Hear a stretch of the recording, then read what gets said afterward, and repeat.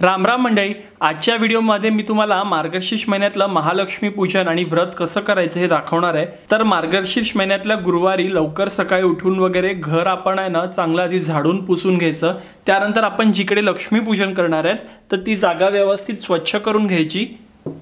हे या प्रकारे मधोमध स्वस्तिकची रांगोळी काढायची आणि त्यावर चौरंग ठेवायचे। यावर आता आपण एक लाल वस्त्र घालायचे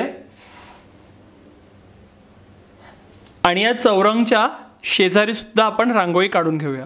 माझ्याकडे इकडे लक्ष्मीच्या पावलाचा छाप आहे, त्या छापाने मी रांगोळी काढून घेतोय।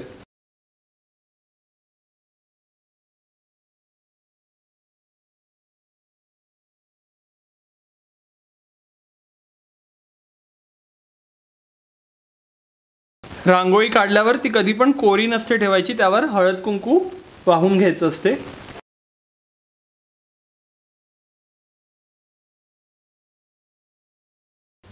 आता हे आपलं मांडून झालंय, रांगोळी काढून झाली। आता आपण पूजेला सुरुवात करणार आहे। तर त्या करताना सर्वात आधी एका साइडला आपण हा अखंड दिवा लावायचा आहे। तेलाचा किंवा तुपाचा असा अखंड दिवा लावायचा आपल्याला। आणि हा दुसऱ्या दिवशी जेव्हा आपण पूजा आवरायला घेऊ ना त्यावेळी तो काढायचा। तर आता इकडे सर्वात आधी मी हा लक्ष्मी देवीचा फोटो मांडतोय। हा फोटो मी व्यवस्थित पुसून घेतला आणि मग त्याला हळद कुंकू आणि गंध वगैरे लावून घेतलेला आहे। आता सध्या मी इकडे ना हा अखंड दिवा प्रज्वलित नाही केलाय, पण तुम्ही जेव्हा पूजेला बसतील तेव्हा तो दिवा प्रज्वलित करून बसायचा आहे। आता आपण इकडे कळश मांडायला घेऊया। तर कळश मांडण्यासाठी ना आपण इकडे सर्वात आधी तांदळाचं किंवा गव्हाची अशी गोल राशी तयार करायची आहे।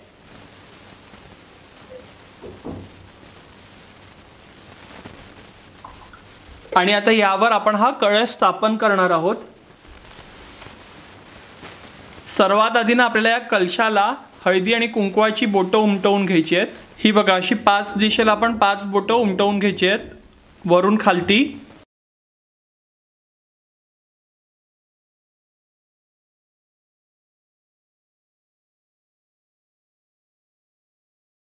आता इथे शेजारीच आपण हळदीची बोटं सुद्धा उमटवून घेणार आहोत। ती सुद्धा आपण 5 दिशेला 5 अशी उमटवून घ्यायची आहेत। हे बघा आपण अशा प्रकारे 5 दिशेला 5 हळदी कुंकवाची बोटं उमटवून घेतलेली आहेत कलशावर। आता आपण हा कलश मांडायला घेऊया। तर इकडे तांदळाच्या किंवा गव्हाच्या राशीवर आपल्याला हा कलश मांडायचा आहे। आता या कलशामध्ये ना सर्वात आधी आपण 1 रुपयाचा कॉइन टाकायचा आहे। त्याचबरोबर आपण एक सुपारी सुद्धा टाकायची आहे। त्याचबरोबर आपण इकडे हे दुर्वा घेतलेले आहेत, तर दुर्वा सुद्धा टाकायचे आहेत। यामध्ये आता आपण पाणी घालून घेऊया। आता या कलशामध्ये आपण हळद कुंकू आणि थोड्याशा अक्षता वाहून घेऊया। त्यानंतर आता या कलशामध्ये आपण 5 टाईपची पत्री ठेवायची आहे, म्हणजेच आपण 5 टाईपची पानं ठेवायची आहेत। 5 वेगवेगळ्या झाडांची किंवा फुल झाडांची पानं घेतली तरी देखील चालणार आहे। आता इकडे सर्वात आधी ना मी 5 चाफ्याच्या फुलाच्या झाडाची पानं घेतलेली आहेत, ती मी इकडे कलशमध्ये मांडून घेतो।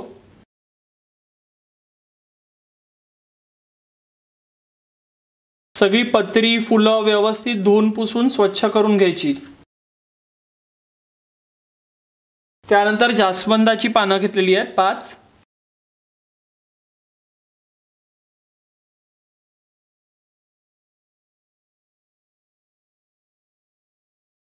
त्यानंतर कणेरच्या फुलाची पानं घेतलेली आहेत 5।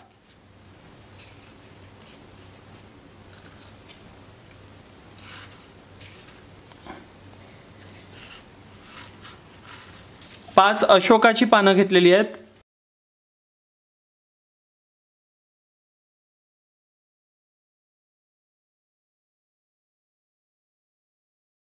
आणि 5 आंब्याची पानं घेतलेली आहेत।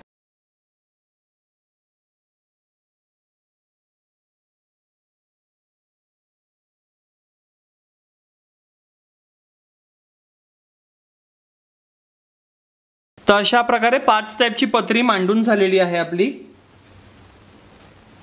यावर आता आपण नारळ ठेवणार आहोत।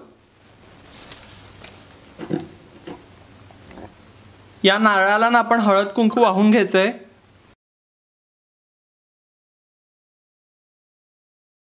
आता इकडे ना या कलशासाठी मी ड्रेस आणलेला आहे। असा ड्रेस बाजारात तयार भेटतो।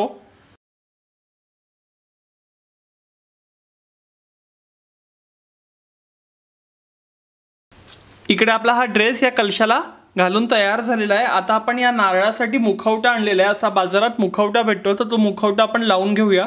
या कलशाला आपण महालक्ष्मी देवीचं स्वरूप देऊन त्याची पूजा करायची आहे। हे बघा, इकडे या नारळाला आपण हा मुखवटा बांधून घेतलेला आहे देवीचा। वेगवेगळ्या प्रकारचे आपल्याला मुखवटे बाजारात भेटतात, चिटकवायचं सुद्धा भेटते, तुम्ही तुमच्या आवडीनुसार आणू शकतात। त्याला बघा कानातले आहेत आणि ही नथ सुद्धा आहे देवीला आपण घातलेली। आता देवीला आपण अलंकारांनी सजवून घ्यायचंय।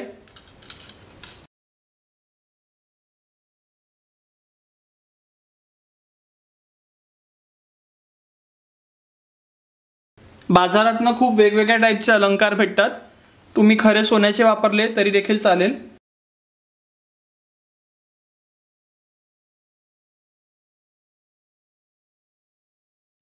आपण अलंकारांनी देवीला सजवून घेतलेला आहे। आता हा या ड्रेसचा असा दुपट्टा येतो, तो आपण असा ठेवायचा आणि पुन्हा एकदा अशी वरती चुनरी वगैरे ठेवली ना तरी देखील चालेल।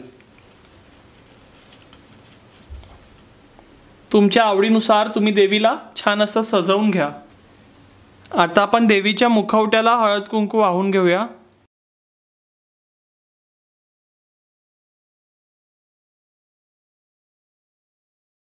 त्यानंतर देवीला वेणी चढवून घेऊया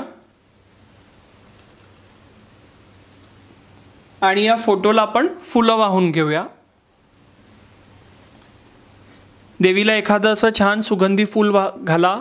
आता ना इकडे हा जो कलश आपण मांडलाय ना देवीचा, ह्याच्या बरोबर खाली असा हे लक्ष्मी देवीचं श्रीयंत्र ठेवायचं। त्याला सुद्धा आपण हळद कुंकू आणि फुलं वगैरे वाहून घ्यायची।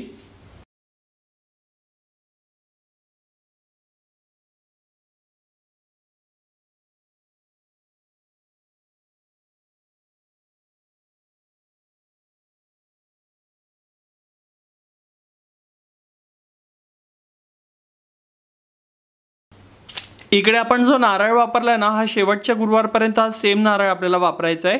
आणि दुसऱ्या दिवशी पूजा, म्हणजे आज गुरुवारी तुम्ही पूजा केली की दुसऱ्या दिवशी शुक्रवारी सकाळी ही पत्री, फुलं, पानं, तांदूळ पक्ष्यांना घालायचं आणि पत्री सगळी विसर्जन करायची, पण नारळ तोच ठेवायचा।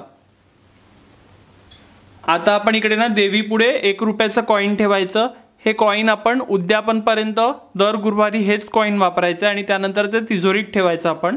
आता तुम्ही मला म्हणाल की तुमच्याकडे हे लक्ष्मी श्रीयंत्र कुठून भेटेल, तर हे मार्केटमध्ये भेटते किंवा मग मार्गशीर्ष महिन्यातल्या व्रताचे जे पुस्तक आहे या पुस्तकाच्या दुसऱ्या पानावरतीच तुम्हाला हे श्रीयंत्र भेटेल। ते हे तुम्ही अलगद काढून फोटो फ्रेम करून घ्यायचं, तस्वीर बनवा आणि ते इकडे पूजेला वापरलं तरी देखील चालेल। बाजारात ही पुस्तकं भेटतात आणि ही उद्यापनच्या दिवशी तुम्हाला वाटायला म्हणून सुद्धा लागतात। आता हे सगळं झाल्यावर आपण देवीला अभिषेक म्हणून ना हे दुर्वा आपण पाण्यामध्ये भिजवून तोच जरासा हलक्या हाताने शिंपडायचा आहे आणि फोटोवर सुद्धा असाच शिंपडून देवीचा अभिषेक करून झाला हा आपला। आता आपण इकडे देवीला प्रसादासाठीच म्हणजेच नैवेद्यासाठी म्हणून 5 स्टेपची फळं दाखवायची आहेत।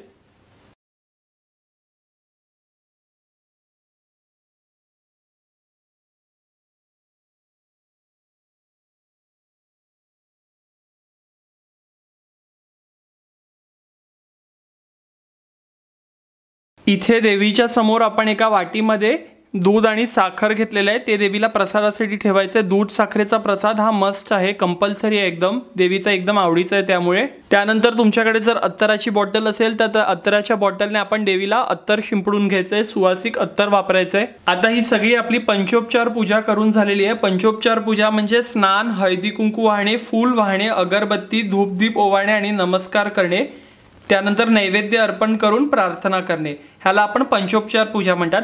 तर आता आपण आहे ना इकडे एक निरंजन लावत ठेवायचं आहे, तुपाचं निरंजन लावायचं आहे। त्यानंतर आपण समोर पाटावर बसून लक्ष्मी व्रताची कथा वाचायची, पुस्तकात दिलेली असलेली। त्यानंतर आपण श्री लक्ष्मी महात्म्य वाचायचं आणि जर आपल्याला जमत नसेल तर दुसरं कोणाला सांगायचं वाचायला आणि आपण ते ऐकायचं। त्यानंतर आपण देवीला नैवेद्य दाखवायचं, लक्ष्मी देवीच्या समोर आपण हात जोडून बसायचं आणि पुस्तकात दिलेलं श्री लक्ष्मी नमनाष्टक म्हणायचं आणि मनातल्या मनात आपली जी पण काही इच्छा असेल ती देवीला सांगायची, ती पूर्ण करण्यासाठी म्हणून आपण प्रार्थना करायची देवीला।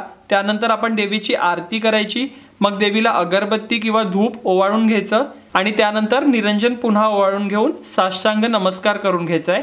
रात्री परत आपण देवीची पंचोपचार पूजा करायची आणि त्यानंतर गोडधोड पक्वानांचं नैवेद्य दाखवायचं। एक पान आपण इकडे देवीसाठी ठेवायचं आहे आणि दुसरं पान आपण गायीसाठी म्हणून ठेवायचं आहे, वेगळं काढायचं आहे।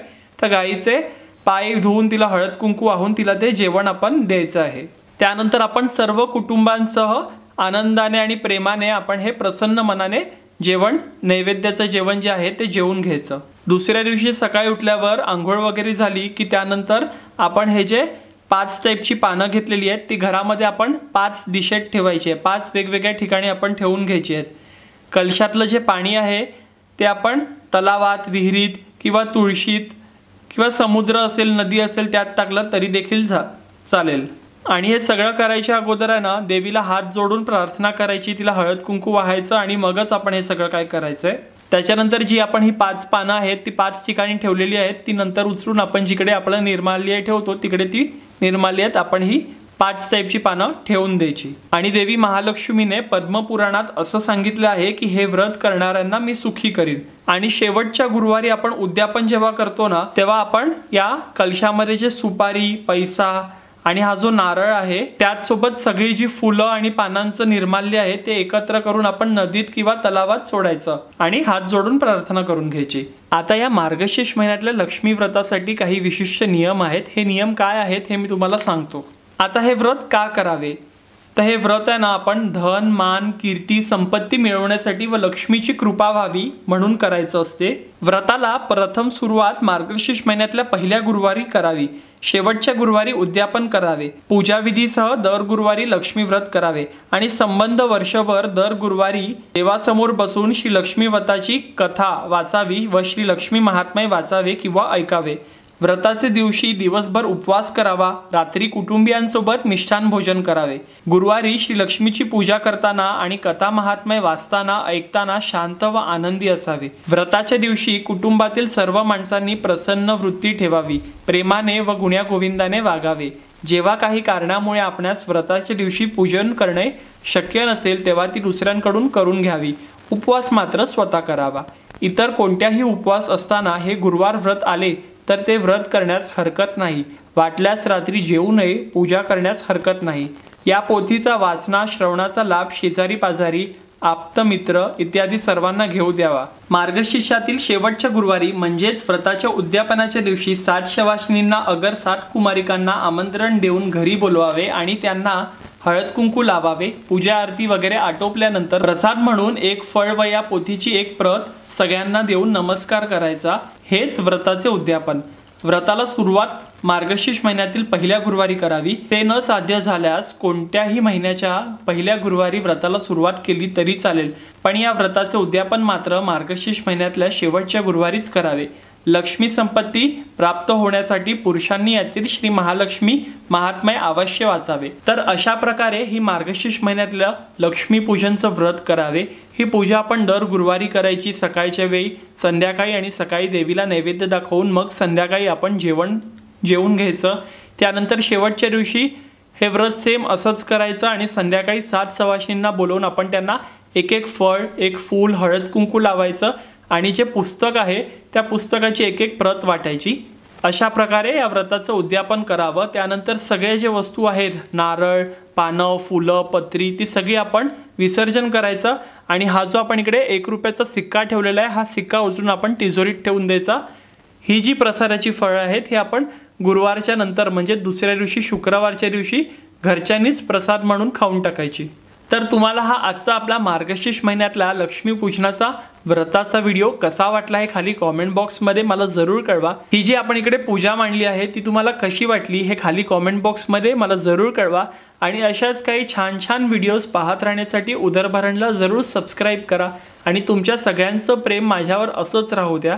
हे व्रत सांगताना तुम्हाला जर काही चूकभूल झाली असेल तर त्याकरता क्षमा असावी आणि या व्रताचे अजून जास्ती जे डिटेल्स आहेत, लक्ष्मी महात्म्य, लक्ष्मी नमनाष्टक, लक्ष्मी देवीची आरती, लक्ष्मी देवीचं श्रीयंत्र, हे सगळं या पुस्तकात आहे। हे मार्गशीर्ष महिन्यातलं व्रताचं पुस्तक आहे, हे तुम्हाला बाजारात इझिली अवेलेबल आहे आणि हेच व्रताचं पुस्तक आपण शेवटच्या गुरुवारीच म्हणजेच उद्यापनाच्या दिवशी 7 स्त्रियांना किंवा 7 कुमारिकांना वाटायचं आहे.